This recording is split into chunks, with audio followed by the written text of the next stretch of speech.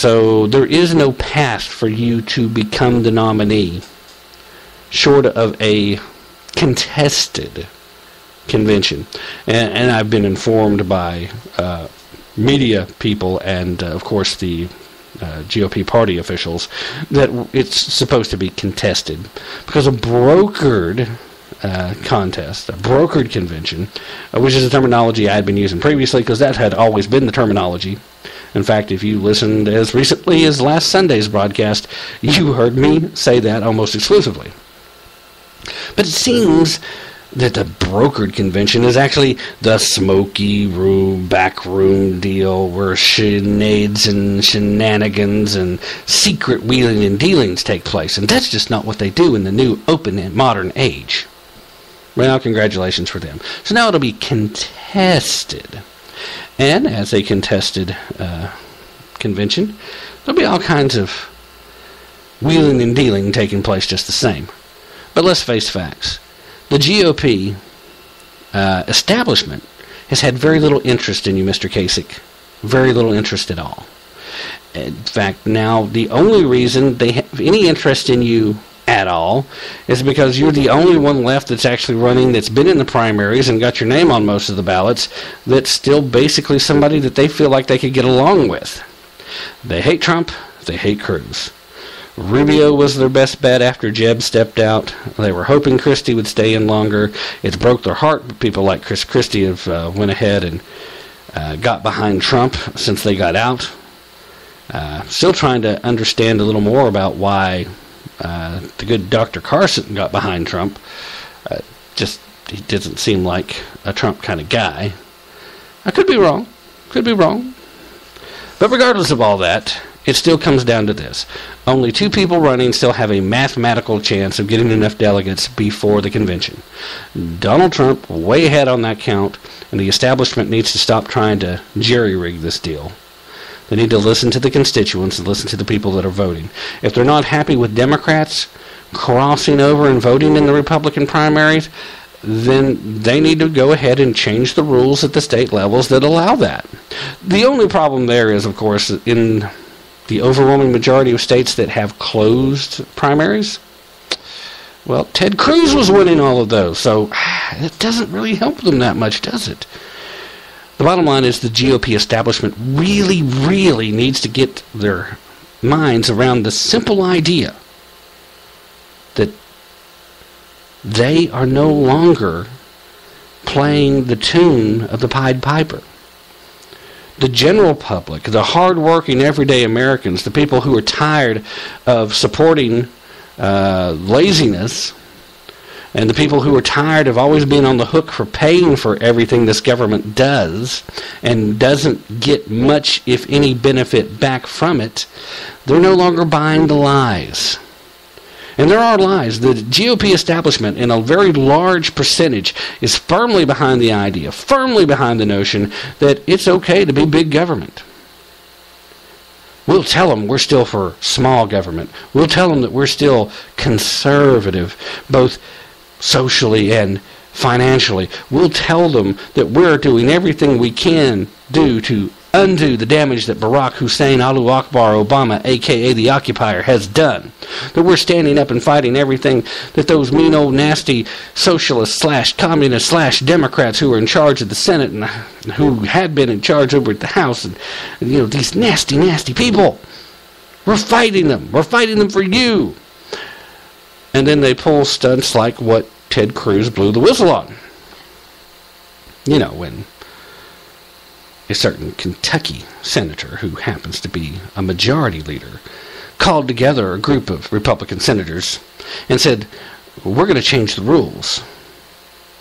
Because, first of all, we want the rules to change. But by changing the rules, it'll allow the Democrats to go ahead and vote for this, and they'll have enough votes on their own to pass it. So we'll let them go ahead and pass it, and we can all vote no, and we can tell our constituents that we stood up against it, and we tried our best, and they just need to send more guys like us up here so we can fight back. But you see, the problem was they weren't really fighting it. And the problem was Ted Cruz said, no, I'm not going to do that. And he not only said no, but he also stood up and told his constituents, and he told anybody who would listen what that meeting was about and what the plan, what the agenda was.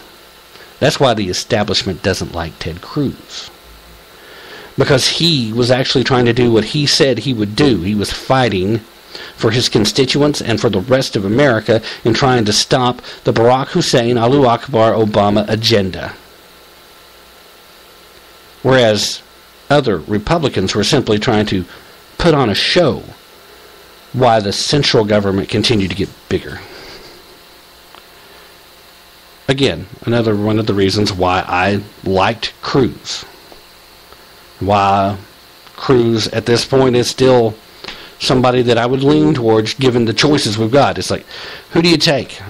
An honest-to-goodness natural-born citizen like Bernie Sanders?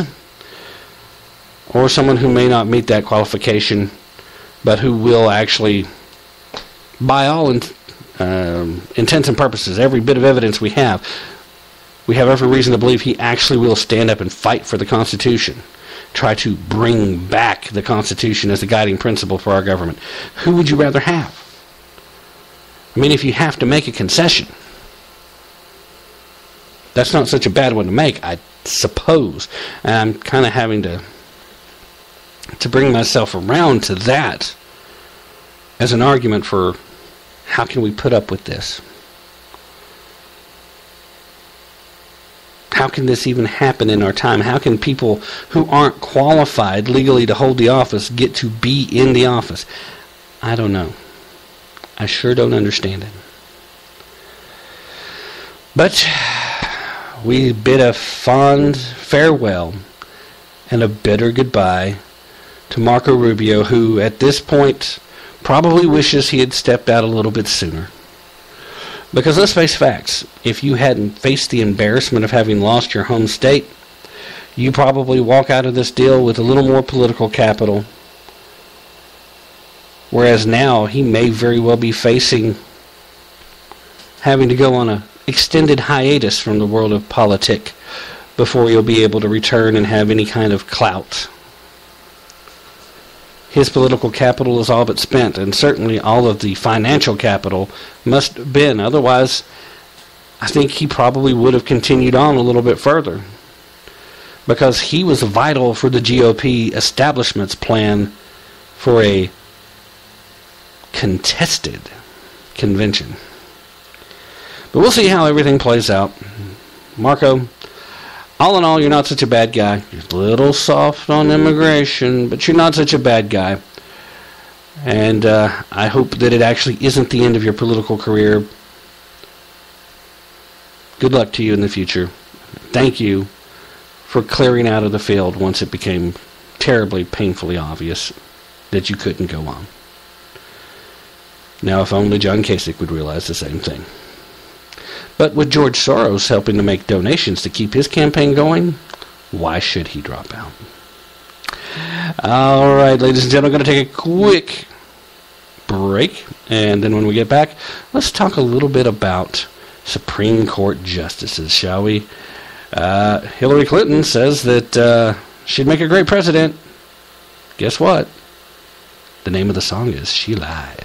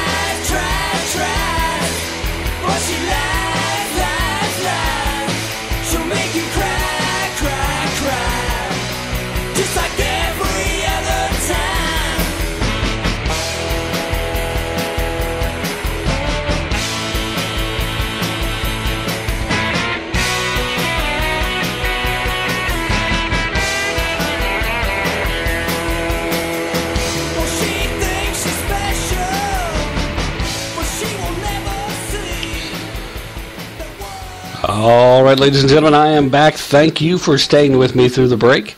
Very quick break there. was toying with the idea of playing the old roll-in. I still get nostalgic for that sometimes, and I think it's pretty cool. But before we do that, there is something a little more important. It was breaking news today, and listen for yourself exactly what it was. Today, after completing this exhaustive process, I've made my decision.